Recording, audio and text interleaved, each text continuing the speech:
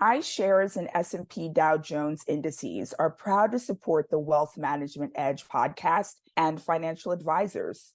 With more than 1,250 products worldwide, iShares is dedicated to empowering millions of people to make their money work for them.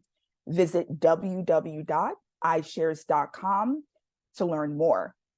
S&P Dow Jones Indices is the largest global resource for essential index-based concepts, data and research, and home to iconic financial market indicators such as the S&P 500 and the Dow Jones Industrial Average. iShares and S&P Dow Jones Indices are unaffiliated entities. Hello, my name is Nabia Jenkins-Johnston. I am the senior conference producer for WealthManagement.com events like Insight ETFs, Retirement Income Edge, Wealth Stack, and I am pleased to host the Wealth Management EDGE Visionaries podcast. We get a chance here to speak to the subject matter experts who make our conference unforgettable. Thanks for joining us. Hello, all, and welcome again to the Wealth Management EDGE Visionaries podcast. I am extremely excited to welcome our next guest. Cory McCruden is an incredible force in the financial services industry with experience that is so valuable to us, and she keeps presenting new growth.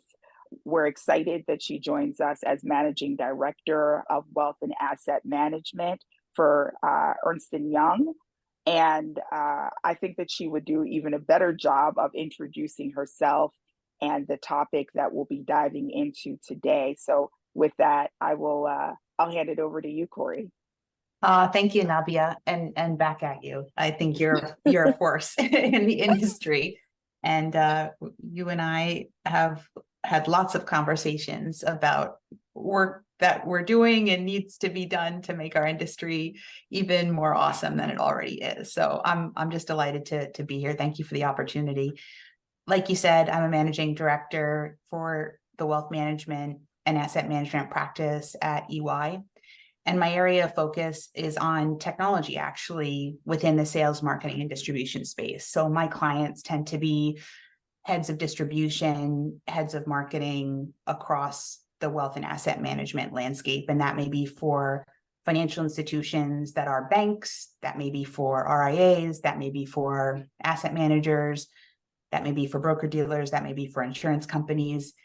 Anything related to wealth management is where I love to get engaged and stay on top of things, which is tough to do nowadays. And we'll get into that in a second.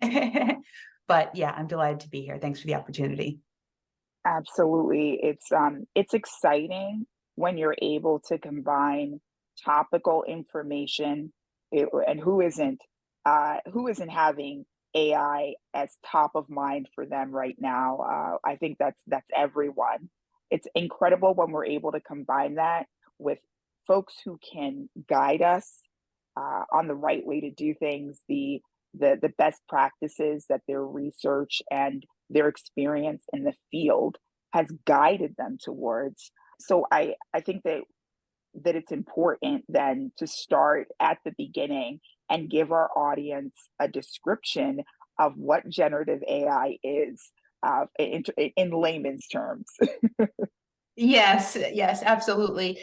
And you said it well, right? I think that wealth management is constantly evolving, and there are opportunities to leverage technology in different ways. And some of these things can sort of feel like a passing fad. I won't lie. I was always a little skeptical about the metaverse. No offense to my friends who work in that space. But I think AI and generative AI is definitely here to stay. We are thinking about Gen AI in terms of, and I don't use this term lightly, revolutionary technology. So on the order of, think about what the internet did for us, think about what electricity did for our society, or the steam engine. So it's definitely a hot topic. I think before I sort of describe it in terms that are accessible and that I understand, I'm not an expert in generative AI by any stretch, is to start a little bit with my background, which is not as a consultant. I actually spent the last close to 20 years in industry, in sales roles, strategy roles, marketing roles. I had the opportunity to work across the country. I worked in the United Kingdom. I've worked in Canada. I've worked with international investors. I've worked in banking environments and broker-dealer environments, in RIA environments, and family office environments. And so over those years and through all of that experience, have my own points of view on what have been the friction points, or where does the industry need to get its act together or move forward. And I actually do think Gen AI is going to be a huge game changer in a lot of those respects. So just to kind of get to the answer to your question, Gen AI very, very simply is different from what probably most of us understand to be sort of traditional artificial intelligence, in that it's generative. So what's happening is new patterns and data that the model is trained on is being used to create really anything. It could be text, it could be numeric data, it could be images, and it's generating that data in such a way that it hasn't repeated itself. And so it almost looks like it was created by a human, which makes it super exciting, but super scary as well. And I think maybe throughout this conversation, we'll talk about some of the maybe more concerning parts of Gen AI. But for the moment, I think that part of it, the likeness to what has been created by a human and the ease with which we can interact with this technology, is what makes it so exciting and why it's really taking off like wildfire. You make such a great point, that it is about this creative energy with all of our knowledge, a little bit of our strategy, and then it's a good question, how much of who we are and the data that we've provided in terms of the engine that powers AI, how much of who we are is present, good, bad, and indifferent. And so I'm curious, for financial advisors, when we think about where the possibilities could go, where do you feel there's maybe some of the best use cases for our industry with generative AI? Where do we see perhaps some human problems solved, or some human problems passed on through generative AI? Yes, that is so well said, Namia. And I think that's right. This is not a technology that means now we suddenly can sort of put our feet up, job done. This is very much something that just changes really the way we work. Probably many of us have heard, maybe we haven't, about of this term called a co-pilot. And so this idea of Gen AI kind of being like your co-pilots, like sitting alongside you, making certain tasks easier for you, but not running the ship exclusively. You are still very much, the advisor is still very much the captain of their ship. In no way, shape, or form is this technology. And I personally really don't think that to be the case. I may have some naysayers that this technology would ever replace an advisor. You know, with that, I have thought a lot about this technology. I get the chance to speak with, as I said, the industry about this and how they're thinking about using it and the challenges that they are trying to solve with this technology. And so there's many, many use cases. I would say almost every week I read about a cool new way of deploying this technology, but I'll offer up 6 and we can go through them. And they're really focused on applications of this technology specific to advisors and specific to advisors that are trying to grow their business and deepen their client relationships. This is perfect. This is perfect. And before I get into that, there are just some astounding statistics, and I know your audience loves statistics. We all do. If you're in Yes. this industry, right? You love the data. I know how you roll. So I did come a Yes. little bit prepared. Oh, she knows me well. I do know you well. By 2024, so that's like in days. In days. Right? We're going to be in 2024. 40% of enterprise applications will feature conversational AI. In 2020, it was less than 5%. So just think about that. Think about all the technology. And I've seen studies on the average number of apps that we use as, let's say, an employee or as part of an enterprise. It's over 150. Believe it or not, you think, do I really touch 150 different pieces of technology in a day? And you actually do, believe it or not. And so when you think about all of those applications, they're all starting to and will feature some type of conversational AI in them. And so that kind of goes back to my earlier point about how this is very much a co-pilot. And unlike the metaverse, which I feel like was a little bit further away from us, you had to really make an effort to engage. This is just going to and is already making its way into our day-to-day. So you probably already use Gen AI.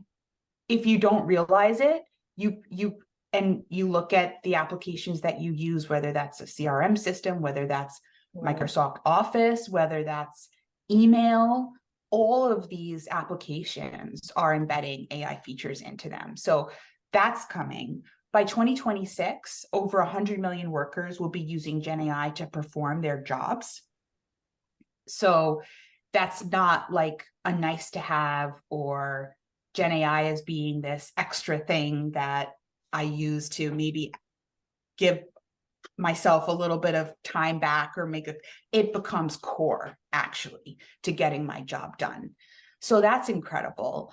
When you think about website and mobile app design, when I was the head of advisor and client experience at a $70 billion wealth and asset manager. And I had 1,300 independent advisors that were essentially small business owners, right? Trying to build their business. And so websites, mobile apps, all of those things were top of mind. Well, 60% of that is going to be automated through Gen AI by 2026. So when you think about all those dollars spent on agencies, on consultants, on design teams that are working on that, all of that capital is going to be deployed differently. And just the last I'll mention, by 2027, 15% of all new applications will be generated automatically by AI without any human involvement. It's about 0 or less than 1% now. Wow. So yeah, things are going to change at an increasingly rapid rate and we're not like electricity, right? It's just there. It powers your life in a way that's almost invisible, but essential. Gen AI is going to be the same. I think you said earlier that we have comparisons to this technology impacting us the way the internet has impacted our lives. And you just said the way that electricity at one point impacted all of our lives and still sort of powers everything we do. I think what's most interesting about this comparison, this last comparison you just made, Cory, is that we don't think about electricity anymore. Mm-hmm. We may give a passing thought to the fact that we couldn't work the way that we do. We couldn't access the information we need to literally get from point A to point B without the internet. We may give that a passing thought, but we rarely, I mean, at least I'll say for myself, rarely think about the fact that my life is powered by electricity. It fades into the background and it's just sort of working and I'm Mhm. not even thinking about it. So I'm curious about some of the use cases that you're about to bring up and Mhm. their impact for financial advisors, because what what future can we imagine where financial advisors will have something running in the background that impacts their business every day, impacts their ability to scale, impacts their ability to connect with their clients and know their clients, right? Create personalized interactions. What future can we imagine where generative AI will be doing some of that? So I Yeah. can't wait. Yes, and well, and the future is faster than you think.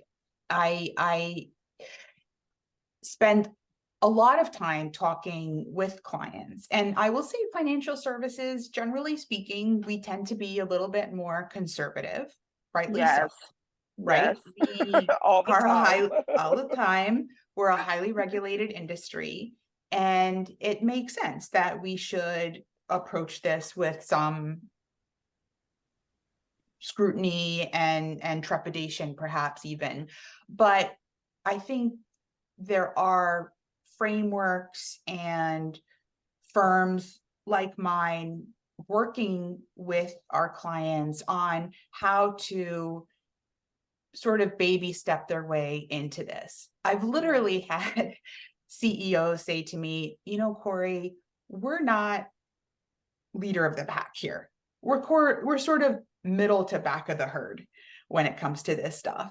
And I understand it, right? Historically, our industry has been extremely profitable and successful, right. but I cannot emphasize enough, what got us here ain't going to get us there. So the world has changed fundamentally. Nabia, your voice in the industry and your leadership and what you have brought to us, I value so much and am a huge supporter, and I think is testament to this industry is evolving so quickly. I would say faster than it ever has in the past, in a good way. So not just technologically, but also just in terms of what we're trying to do for people, how well we do it, inclusivity, all of those things. So when I hear some concern from clients or something like what I just shared from that particular CEO, it's valid, right? It's totally valid. And so I think when we start to think about these use cases and applying them, how do we do that in a way that is risk aware and Yeah, takes advantage of the frameworks that are already out there to be able to deploy this technology in a responsible, compliant manner. And that exists. So I would say if you're, the kind of person to sort of hide under the covers, you don't have to do that. Don't do that. Come on out. It's okay. But I will say that you don't need to start from scratch either. So for firms, for advisors out there that want to get up to speed on this or more savvy on this, there's so much information out there and great people speaking about it and learning more about it, that I would encourage everybody to just start to get into it sooner rather than later. Okay, use cases. So is it okay to jump in? yes, I have to All say right. thank you for the incredibly kind words first, but yes, it is okay to jump in.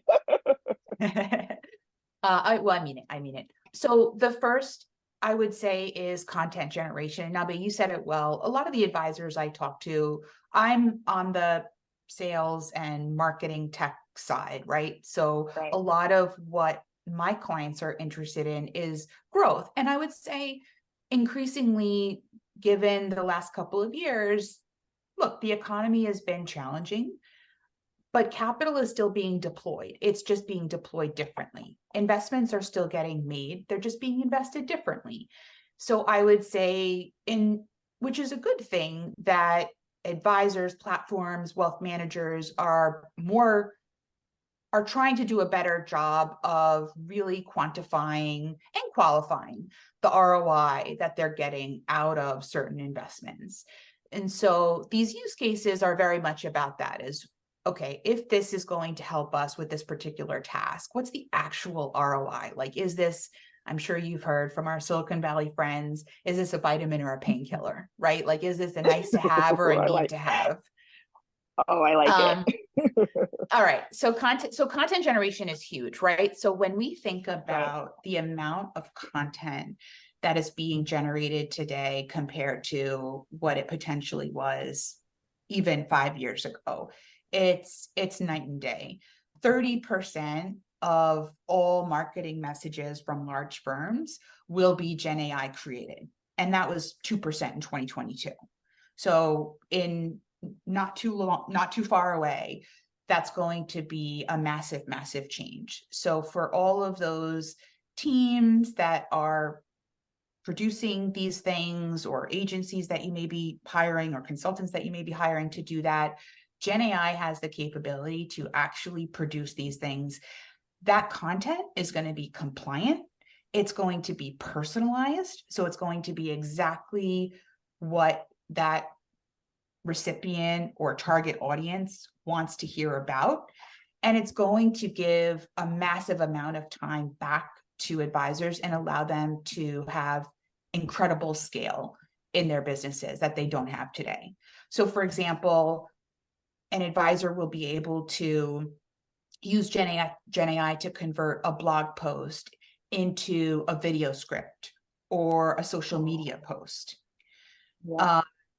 Marketing and design teams, I mentioned how regulated we are, right? So we know we need to be really, really careful, SEC and FINRA, and our fiduciary responsibility requires that any content that we send out into the market has to abide by certain standards.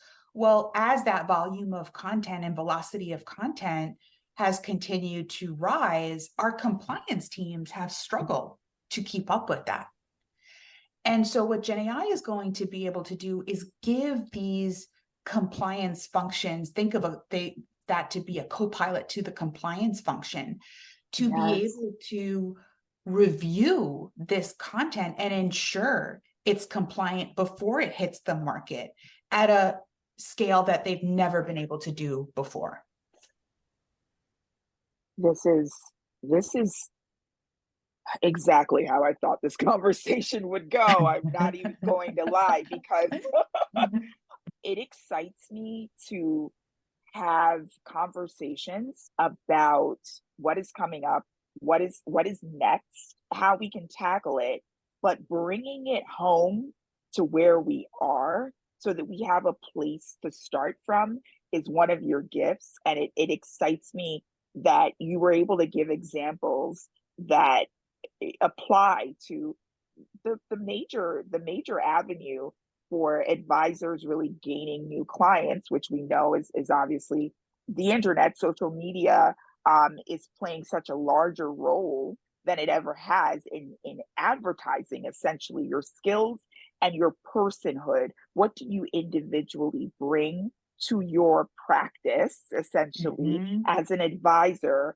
that makes you a right fit for a particular client? And so they're getting to know who you are, what you're about, what you stand for, so that they can trust you with their life's energy reflected through their wealth. And so when you say blog posts being turned into a video script, when you say, we have the opportunity to have, if not quarter, and maybe this goes out exponentially in cutting down the amount of work that you have to do to get that voice out into various different mediums, that's incredibly powerful. I think that advisors are in a place where they feel a little bit overwhelmed by how much talking they have to do about themselves, about what they're doing. And it's great to feel like, even with, let's say, LinkedIn as an example, we can see right now, oh, you wrote this great summary of who you are and your experience. let's actually give you a sample of how AI would change that, right? And that's sort of smallest of the examples. But when I recently did this for my own LinkedIn page, I thought, oh wow. Oh, Oh, interesting. What did oh, it say? ooh, Cory, What that's a great surprised you? question. What Yeah, surprised I me, haven't done this yet. Yeah. I think this is a takeaway. This is a homework lesson for all of us on the call. Go and check out how LinkedIn changes your AI. LinkedIn uses AI to change your profile. And one of the things that stood out to me, Cory, was the fact that one, I could see the skills that I hope to bring to everything I do. Let's talk about it. The SEO, right? We want to be Yeah. able to have increased searchability of our skills and our talents, and just the act of using a different word that's a perfect synonym for the exact thing that you were about to say, but will bring you up higher in search results for an engine. To be honest, LinkedIn is one of the most powerful engines in terms of bringing your profile up on Google searches. So using the right words though are key. So AI is able to was able to kind of go in and say, Nabia, you use the word communication, Mm. perhaps, to describe what you have done over the last 15 years that maybe encompasses writing in the beginning of my career, and moves on to how we tell that story differently for events at this point in my career. But maybe we change that word from communication. Maybe we use storytelling instead. Oh, Maybe you interesting. see, yeah. So I feel, Interesting. and then just rearranging some of that. Mhm. So I am your use case, right? You are my use. See, you're right. This is what I mean. The future is faster than you think. Ladies and gentlemen, here you go. This is it. You are already, I'm working on an article right now about Gen AI and is it hyper hope truly game changing? And it's sort of like you're already using it. This isn't something that's far out there, and that is part of a future that's far away. That is a great example. We are already using it. So the other part that I want to mention to folks when we think about content, it's not just text, right? It could be audio, it could be numeric, it could be images. So when you think about, this was actually a question that came up a lot when I led advisor experience was, Cory, where can I get images that would be unique to me or to my brand, that would be compliant, that would have no copyright issues? This Yes. would actually take a lot of time and expense to do. And so I don't want to mention names because I don't want it to sound like an endorsement, but there are solutions on the market that essentially serve up compliant imagery. So you can go in, it's a self-service portal, and the images that you have access to through that portal are all on brand. So for example, if you're with asset manager X, you won't be served up any images that are being used by asset manager Y, right? I mean, how many of Amazing. us have seen that image of the little green shoots plants with like coins beneath the surface of the soil? Why is that? Because you can use it, it's free, but it's everywhere. It's so Yeah. boring, right? So Yes. when you do a blog post, now you'll have a chance to use images that are unique, but also keep you out of trouble. Oh my Um, gosh, I love this. for next use case, I would say that I'm really excited about is cross-selling. And all that's to say is oftentimes my clients are advisors in a business that is, for example, like say a bank, for example, or an insurance company. And so that their clients may have other relationships, or their other sales colleagues may have clients that don't yet have a wealth relationship. And so how do we bring the full force of the firm to bear? How do we Yes. present ourselves, right, as one financial partner, versus I got my insurance person, I got my wealth manager, I got my banker, so on and so forth.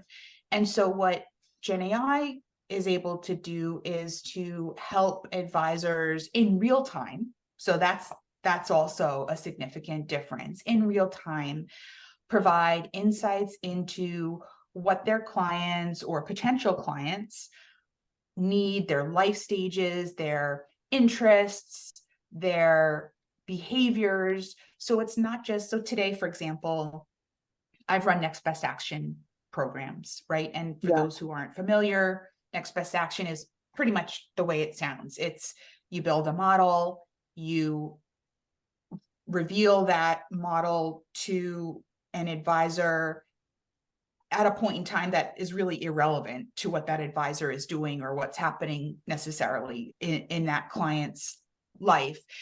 And it provides the advisor some ideas of what to do. So for example, a next best action could say, this person just started this onboarding paperwork for a particular product, but left at this point in time.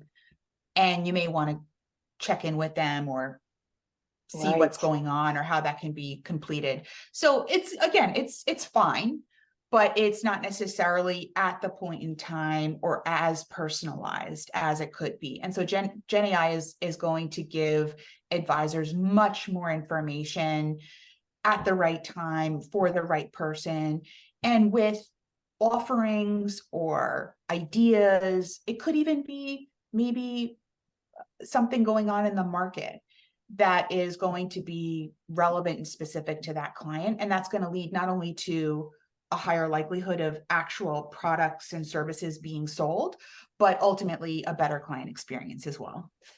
This, I think that people are going to be blown away if they don't already know or didn't know. They could imagine that here is your advisor, right? For the advisor, we have a guidance system built in to give you advice at the point of need, and exactly distilling the information that's being handed to it about where your client is, and help you to get them to where they'd like to be. This is so dynamic. It makes me want to spend the rest of the day just sort of thinking about best next actions. I want to say this. I'm so excited about it. I want to say this, Cory. We have all of this information to give. In fact, you talked about all of the use cases that you could present in this conversation.